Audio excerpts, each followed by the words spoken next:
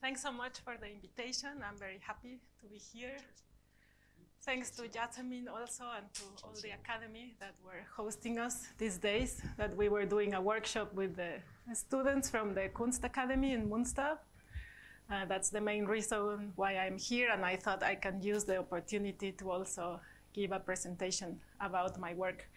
I will start with a project that has some links with Turkish archaeology and with the history of also German archaeology. It's a project I did in 2014 called Parergon.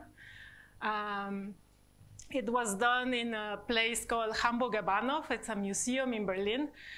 And I basically work with the history of this building and also with all the collections which are somehow linked to this place. It's a very interesting place because it used to be a train station. Afterwards, during the war, when they built the wall, it was kind of shut down. And then it became the technology museum. So it's where they had like all the trains and airplanes and all the technical instruments of in different aspects. And then it was closed again for many, many years until it became a contemporary art museum. This museum is also linked to many different collections because it has 5 different museums which are linked to it. So I somehow worked with the history of all these museums. And I came somehow to the links that have the practice of archaeology during the Ottoman Empire and also German archaeology. So as you know, during the Ottoman Empire, there were a lot of different countries that were doing negotiations, trying to take archaeological objects from the Ottoman Empire. So for example, the French government, the German government, the British government. And Germany was also very much involved in it. There is a very famous piece which is at the Pergamon Museum. It's called the Mashata facade. It's the entrance of a very big archaeological Byzantine site in Jordan. And well, the German Kaiser was really obsessed with this piece, and he really wanted to take it to Berlin, because they were about to open the first archaeological museum, and he was completely obsessed with this piece. So there were like hundreds of different drawings that were made about the piece. And at that time, there was a character that you all know here in Turkey, Osman Hamdi Bey, who was in charge of the archaeological department. And he was also the founder of the Archaeological Museum and also the founder of the school where we have been having our workshop the last 2 days. This is an image that I really like. I don't know what he's really doing, but I don't know if there is something inside of this head or if he's trying to look into his own head. This is a very picturesque image of him. He was basically trained also in France, what they call the Orientalist style. So he didn't learn to paint Orientalist paintings in the Ottoman Empire, but he went abroad to learn all this language. And then he came back here after many years and started to be very much busy with archaeology, but he also continued doing his paintings. When he was a painter, he always had a sort of inferiority complex, like he was not sure if he was a good painter or not. But he was also very ambitious. So he was always trying to place his paintings into the museums in Europe. So he somehow used all the negotiations that he was doing while negotiating with the German government or with the French, and always saying like, yeah, well, I can give you half of this archaeological side, but maybe you also want to have a painting by me and have it at your collection. This is one of the very famous paintings of him, which is at the National Gallery in Berlin. It's called the Carpet Seller on the Street. It's also an interesting image because it speaks a lot about these different layers. You see the carpet seller and you see this group of tourists. You also see the person who is maybe translating them, like, no, you should buy this, you should ask for a cheaper place or for a cheaper price. Something that we also experience here still when we go to the bazaars or when we try to acquire some goods. These are some drawings of the Machata facade. I was really interested also in all the different representations that were made of this work. So there are photographs, drawings, sketches, etchings, and it seems that none of these techniques was enough to actually represent what the piece is at the end. These images were when it was finally installed in Germany. And these documents are really interesting because it was the moment when they were actually sending all these very heavy boxes over the sea on a ship and then on a train. So it was like a very big operation. You have all the signatures of the officials that were involved. And there was also a lot of secrecy in the negotiation. For example, this is a telegram that it's in some kind of secret code that somehow was cracked at one point. So here you can read what the telegram actually said. That was nothing spectacular. It was just like, tell him that it's not gonna arrive everything at the same time, but you need to wait one more week. And during these negotiations of the Machata facade, it was when Osman Hamdi Bey managed to place the painting that I just showed you, the carpet seller on the street, in the National Museums of Berlin. It's also not a clear negotiation because nobody knows if he sold it, if he gave it as a present, if they accepted it as a donation. So it's also something that it's not very clear. But somehow I was interested in the relationship between this person and also this massive archaeological site that weighed tons and tons of stones. This was the first time that they installed the Machata facade in one museum that was built before the Pergamon Museum. It was a very small museum, so the piece almost didn't fit into the building. It was far too big. This is how they were installing it, so we don't know if they actually made some extra pieces to fit it into the space or not. And this is how the piece was installed afterwards at the Pergamon Museum, but these pictures are during the war, the Second World War. So all the piece was protected for the bombings. So in case of a bombing, the piece wouldn't be destroyed. Actually, parts of the piece were destroyed during the war, so it was actually damaged. And well, this is more or less how you see it nowadays. And well, in the exhibition at the Hamburger Bahnhof, I made an interpretation of this piece in the form of a very big curtain. It was a fabric piece painted by hand. So putting together all the different photographs and drawings and etchings that I found of the Machata facade, I made a pattern and I projected it into this fabric and I painted it by hand, which was also an interesting process because it took me like, I don't know, 5 months to paint this pattern. And it also gave it a sort of lightness. So something that is usually very heavy and massive suddenly became something very light and almost ethereal. This was also used as an architectural piece within the exhibition. So the exhibition had different moments. So sometimes the curtain was completely open. Sometimes it was a little bit closed.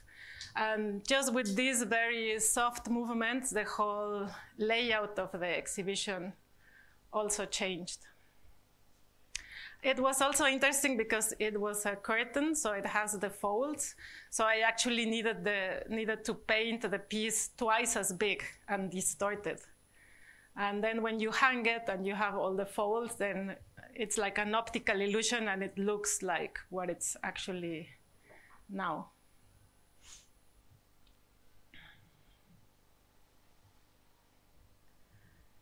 Well, then I'm going to briefly talk about other objects that were also in the exhibition. It was part of a prize for young artists, but it was a prize without money, so they didn't give any money for the prize winner.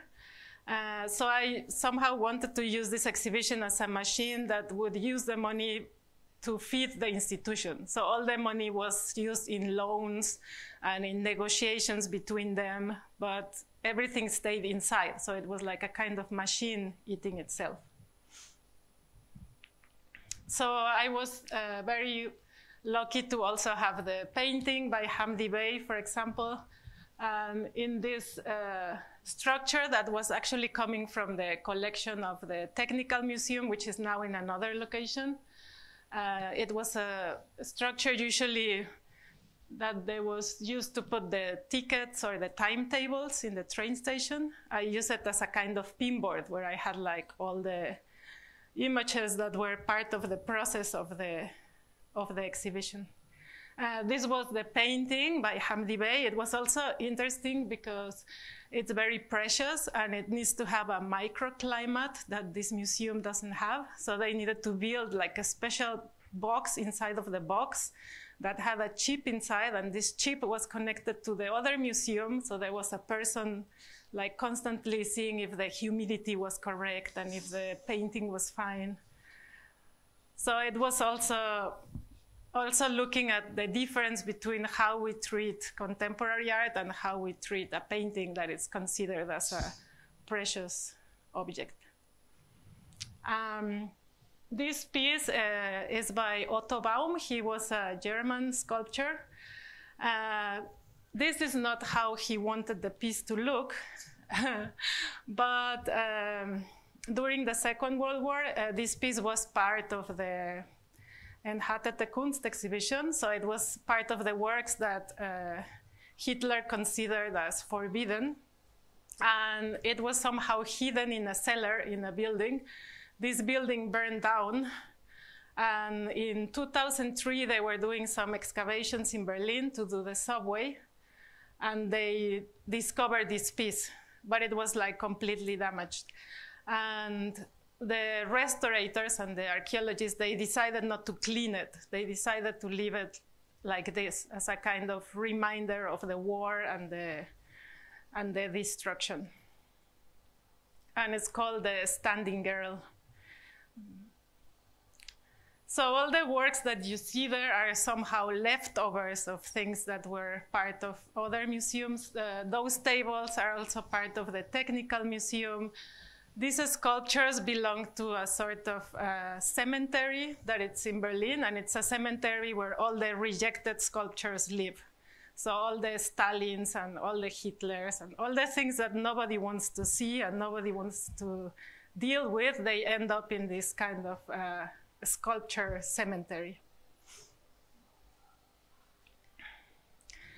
These two paintings are also very interesting. The first one was painted in 1935, and then the painter thought that this painting was taken by the regime, so he was very sad and he decided to paint it again. So he painted again from memory, and after many years they found the original one. So we could also have the two paintings, and you see some very slightly differences of the way he was painting this image from memory. This also comes from the Technical Museum. It's some kind of engine for a train that was destroyed by a bomb. This is a death mask by a Jewish artist called Max Liebermann. But what is really strange about this piece is that the person that made the death mask of Max Liebermann was Arnold Breker, which was the most important artist of the Nazi regime. So it belongs now to the Jewish Museum, but they have never been able to show it because they don't know how to explain to the people that this is the face of a Jewish artist, but it was made by a Nazi artist. So it's like a very big contradiction, but somehow I managed to convince the curator that I was gonna show it. She was very disappointed because I made this very kitschy plinth for it. And then she was like, is this a joke? Are you trying to say that this is not serious? Well, and the last piece I'm gonna talk about from this exhibition, this is a wheelchair. It comes from a police case. I don't know if you know this painting. It's a very famous painting in Germany. It's called The Poor Poet. And it's the cliche of a poet that lives on the attic of a house. There is like water coming in from everywhere. He's just like lying down, reading, smoking a cigarette. And this painting was stolen from a German museum in Berlin in 1989. And the people who stole it came into the museum. One person was sitting on a wheelchair and the other one was pushing the wheelchair. They took the painting down, they escaped from the museum, and they left the wheelchair there. What is really curious is that the wheelchair had this graffiti on it that says "Null Problemo." And so it comes from a television series from the 80s that was called Alf. I don't know if you ever saw it. It was like a kind of alien that was living with an American family.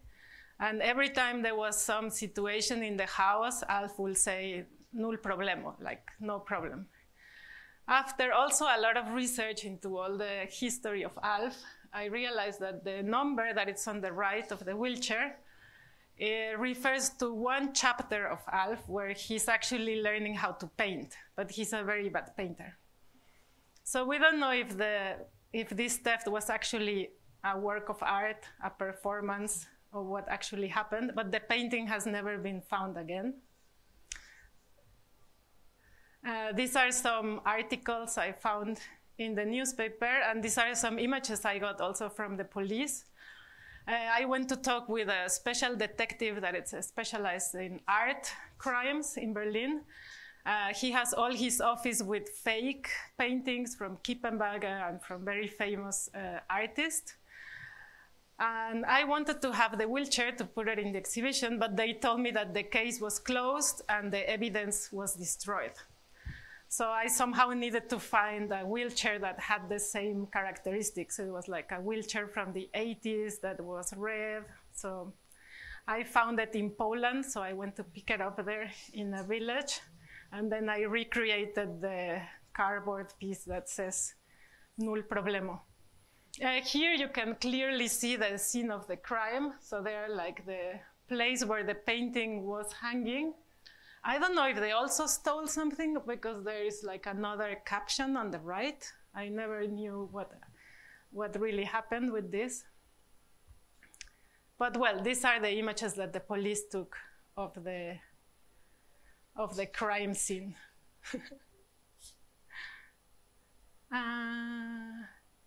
Yeah, well, these are, for example, these are some images of the sculpture I showed you before of the standing girl. And this is how it was shown in this very famous exhibition organized by the National Socialist regime that was against art that was not accepted. And this is how the archaeologists actually found the piece in the excavations. And this is how it looks now. But well, I just wanted to speak very briefly about this show. And now I'm gonna talk about more recent projects. I will start with this exhibition that I did in 2016. It was done in Brazil. I was invited to a Biennale in Brazil. It's called the Sao Paulo Biennale. And I was very interested in evolutionary trees. So what you see in the middle of this crazy diagram is the origin of life. And then you have the different kingdoms and species. So you have the bacteria and the archaeas and the animals and the plants and all these different beings. I made this diagram that includes almost all the possible forms of life, but there are no humans in this diagram. So humans are not part of this work. So what I wanted to do was to go to a site in Brazil and to find fossils that refer to each of these species or specimens and integrate them into a work. It was also very much inspired by a place in Germany. It's called Solnhofen. It's a fossil place. There are some places in Germany that they're called Lagerstätte because the fossils have a very high definition. So when they find a fossil of a fish, they can almost see like what the fish was eating, and they can see like all the details of these animals. But also it was the place where lithography was invented. So every time that we print a lithograph, there are fossils inside of this stone. So I thought it was like a very interesting connection. Then I was also researching in how these diagrams that try to organize life are made. So some are made into a spiral, some are made into a tree. So how scientists decide to actually organize living beings. And so, well, the place I went in Brazil, so this is Brazil, and the place I went is here. It's called Ceará, and it's called the Araipe Valley. These are some sketches of how I was trying to build up the structure, and this is a scale model of how I wanted the work to actually look. But I wanted that people could go into this kind of massive diagram and navigate into it. These are some images of the Natural History Museum in Berlin, where I started to do some experiments. And this is an image of a woman called Merle Grini. She was an archaeologist who was working a lot in Mexico in the Maya region. And she invented a technique to make paper rubbings or calcs with Japanese ink. And she made thousands of rubbings, about 5,000 rubbings of pyramids and monuments and a lot of different places, just putting the paper and using like a special tool to take out the relief from the stones. Her work is very important now because many of these monuments have been destroyed or damaged. So actually these prints are the only thing that remains from these monuments. So this is how we started to experiment, how we could do this with the fossil material, with the stones. And this was already on the site. So some of the rubbings were made in the landscape. This is some of the things that you can find there. Well, for this project, I needed to be with a group of paleontologists that really knew the region, and they could take me to the different places and say, okay, here you can find this species, and here you can find this, and here you can find a dinosaur, and here you can find a bird. So it was very entertaining to go around. And these are these very big stones that kind of encapsulate always a very small fossil. So you need to break them with a hammer, and usually you always find something. So this is a small fish that it's encapsulated there. This is another very old site, and they're something they call fossil traces. So it's not the fossil of one animal, but it's like they were like worms that were walking on the surface, and they left this trace, and this trace was fossilized. This is a fossilized tree, so it's not wood, but the organic material was replaced by minerals, and now it's like a super heavy stone tree. well, this is how we were also working. It was also really nice because they have a very small museum, but they were really generous, so we could work on the walls of the museum, in the storage, take everything down and up, and there were no restrictions about how to use the material. Well, after a while, I learned a lot of things. I learned that I was over-ambitious because I thought that I could find a fossil of everything, but I was completely wrong. So, for example, there were almost no trees in this site. So this was the only leaf that I could find of a tree, but it was like, I don't know, like this size. So then I needed to go back to Sao Paulo and go to the university where they have also a collection and try to complete like all the different things that were missing.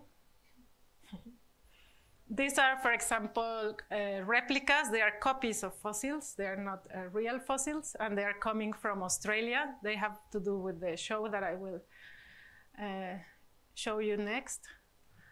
This is the oldest fossil material that can be found, and it's from a bacteria. These are called stromatolites, and it's basically like a bacteria that is eating up a stone, and they leave this trace. And this fossil is like 5 billion years old. So this is the oldest register of a living form in fossil that we have. Well, also when I was working with the scientists, I realized that nothing is fixed in the way they organize life. So they're constantly gambling. So for example, if I was asking them, do you have this frog? They were like, yeah, but this one doesn't belong to this. And then the colleague would say, yeah, but now they changed their mind and now it belongs to this. No, but this is not a bacteria, it's a mushroom. So they were like constantly discussing about how things were actually organized. And that's why the title of this work is Hypothesis of a Tree. So it's like a kind of hypothesis of how life is organized by humans.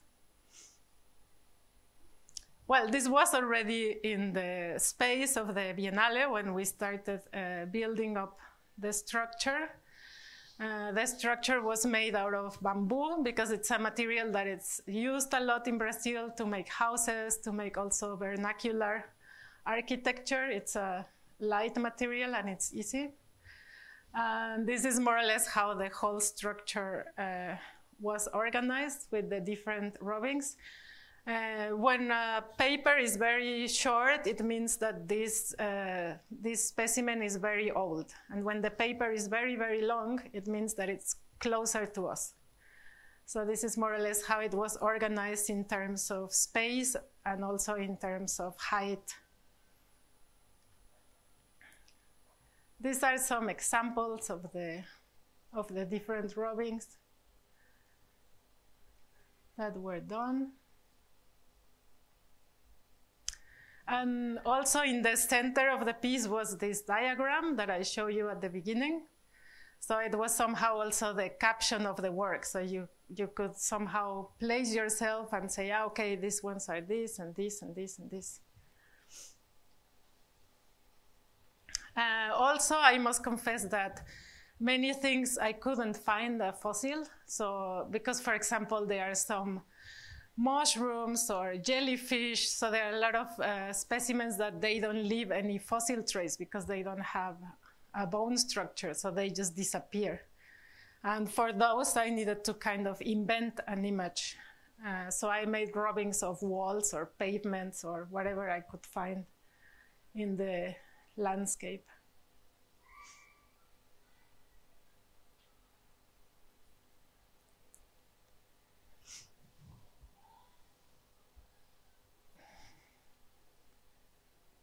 Yeah, so these are some images of how the exhibition looked.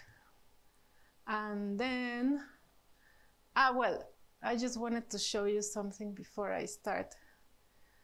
So when I was working on this project, the paleontologist in Brazil showed me some specimens of this thing called Biota or Ediacara. And he told me that this was something really strange. He said, like, this thing, we don't know what it is, we don't know when it started, we don't know when it ended, and it's like one of the biggest mysteries in the history of life. And all the fossils that we can find of these specimens are in Australia. And I was like, oh, okay. So this just stayed in my mind. And some years later, I was invited to make an exhibition in Australia.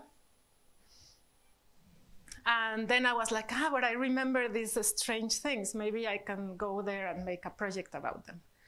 So these specimens are called the Ediacara Biota, and they look more or less like this, but this is a fantasy image made by an artist called Peter Tosler. They are not animals, they are not plants. They don't know if they move, they don't know if they ate, if they had digestion, if they had ears. They don't know anything about them. The only thing they know is that they are really ancient, so they are about 550 million years old. And they were before all the other, let's say, animal and plants and multicellular species existed. And it's called somehow like the paradise aspect of life, because they were peacefully living for millions of years. They were not eating each other, they were not fighting, so they were like happily living there. These are other illustrations by Peter Tosler. Is this person who is also from Melbourne, and he made a lot of drawings also inside. He was also working as a paleontologist. And I just thought the way he was constructing the images was really, really interesting. Like how you have like these different layers and the way he was using the space. This is also in one of the sites in Australia. For example, when they find a fossil in the site, they are not allowed to take it with them. So they put like a plastic ribbon on it. So when you go to the site, you always see these stones that have plastic ribbons. So they look a bit like candies or something like this. So now I will show you a little bit about when I went there. So as I said, I was invited to do this exhibition in Australia, in Melbourne. So I convinced the curators that I really needed to go to this place that it's in the middle of nowhere, that is called the Ediacara Hills, and that I wanted to do research there, and based on this research, develop an exhibition a year after. So I went to the Ediacara Hills in May 2018. I also went with a team of scientists that are working there every year. It was a very different experience from the other project because there is very little information. As I said, they don't have any information about this living form, and all the scientists are fighting with each other all the time. So it was also very entertaining to see this process. Also, when I arrived there, the main scientist is already almost 80 years old. And all the people that help him are retired people. So they are doing it also like a hobby. So they have a lot of patience, and they can be there in the middle of the desert for hours and hours looking for a mini fossil that is almost invisible. So this is more or less how you find the fossils in the area. What is interesting is that this is called an open museum. So the site is built like a kind of tiramisu. So they take one layer of the tiramisu and they put it aside, and they take another layer of the tiramisu and put it aside. So they have like all the different layers spread out in the landscape, because they're not allowed to take these stones anywhere. They need to stay where they are because they are national heritage and all that. But well, they are lucky when they can build the puzzle, but many times you're just walking and you just see stones that they have make no sense. So you cannot build any puzzle, and you cannot actually identify what you are what you are looking at. So, well, now I will show you what I did when I actually did the exhibition. That it opened maybe 3 weeks ago in Melbourne, in Australia. Also, for me, it was also very interesting to learn the relationship that Australians have with the Aboriginal cultures, because this part of Australia was inhabited by humans since maybe 55,000 years. But when it was invaded by the British and by the Dutch, they exterminated most of the Aboriginal communities. So there was like a very racist background also. For example, in the census of the population, the Aboriginals were considered as animals until the 1960s, which is very recent. And when we were like in the site, we found this stone that it was obvious that it was somehow made by a human, because there was also another stone that was the negative form, so it was like kind of grinding stone. And the paleontologists were like, no, don't touch that. You shouldn't really photograph it. You shouldn't pay attention to that, because we are just interested in very ancient Ediacara fossils that are like 550 million years old, but we are not interested in humans. So I was quite shocked about this contrast of how things are perceived, like how you can put attention to something, but in the same side you also have traces of, I don't know, of human evidence that also was kind of disappeared in the same region. So these are some images of the exhibition. I built up the show as a kind of maze. So there are like different layers with different kinds of fabrics that have also perforations that look somehow like windows that you can look through. And this was also thinking about the fact that you cannot really connect these living forms with anything else. So you cannot make like a very clear tree and say, okay, this is related to the plants and this is related to the birds. So they are kind of homeless in the tree of life. So these openings or these windows, they give you the impression that you can connect them, but you don't really know how these connections are functioning.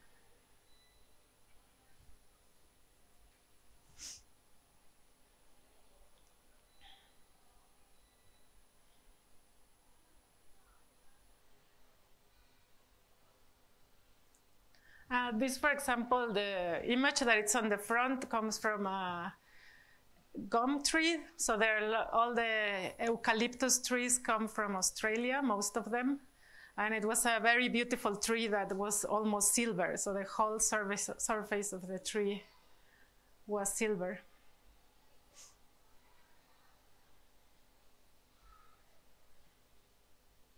And the exhibition was in a university. It's called Monash University in Melbourne. And there it was also interesting to see how they acknowledge the Aboriginal history. So every time they open an exhibition or that they give a speech, they say, like, we thank to the original inhabitants of this land, and we are grateful to the generosity that we can have our university in this site. So it was also very interesting to see that this idea of relating with the other humans that were living there, it's finally being acknowledged and being more respectful somehow.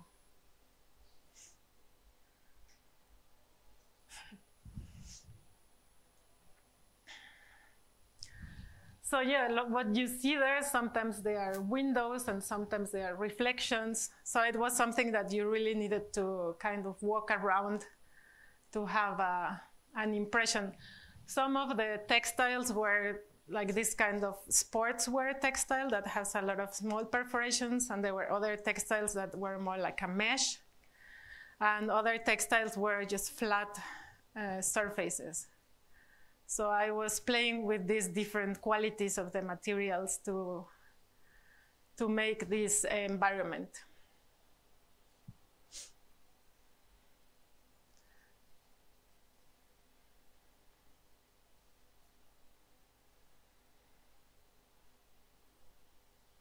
This was also the panel that was on the back. So everything was curved. The panel that was on the back was also inspired by these illustrations that I showed you at the beginning. So it was kind of started with a landscape and it went upside down. And then the sky became the ocean. And these are parts of the first layer that had the eucalyptus tree. So the negatives of that one went into the back of the exhibition.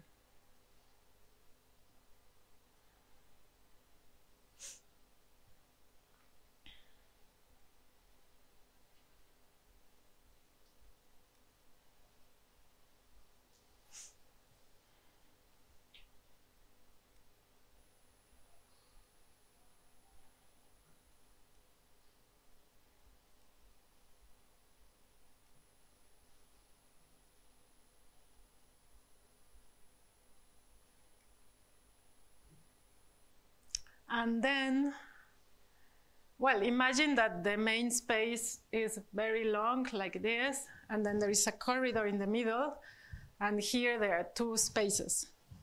So in the corridor, I also made a work, which is this diagram that was going through the corridor and then entering into the room and making a curve. So it was kind of connecting the different spaces in the museum. And this diagram was a kind of collage of the history of evolutionary trees. So, for example, this one that you see here, it was made by the German scientist Hacker. There are also some illustrations of him in the Biennale.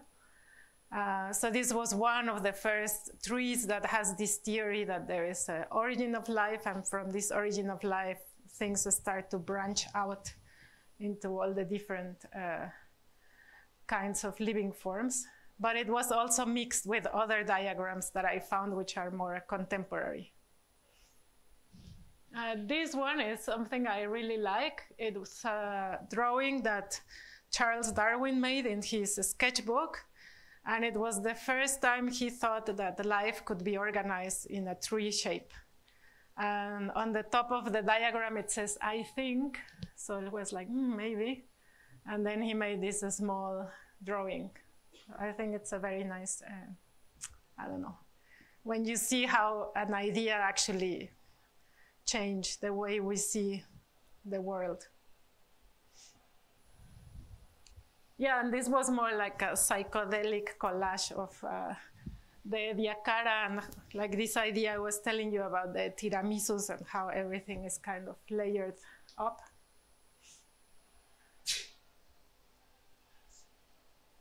So this was the other space in the museum.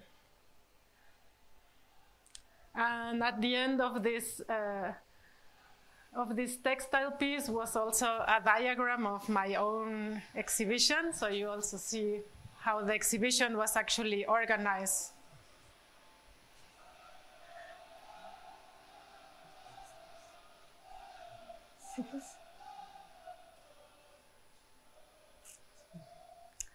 And in the last room, that was a very small room, we also had some fossils from the Australian Museum, that they were original fossils from the Ediacara. So that was also really special to have them there, and so people could have like a material contact with the original material. This is an original. This is also, you see the fossil here, it looks like 3 spirals. This is a copy made out of fiberglass. They also have a lot of very well-made copies. And this is one called the Dickinsonia. It's the one that you can find like the easiest.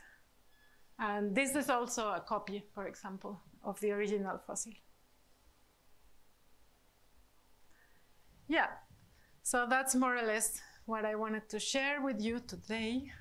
And if you have any questions, let me know.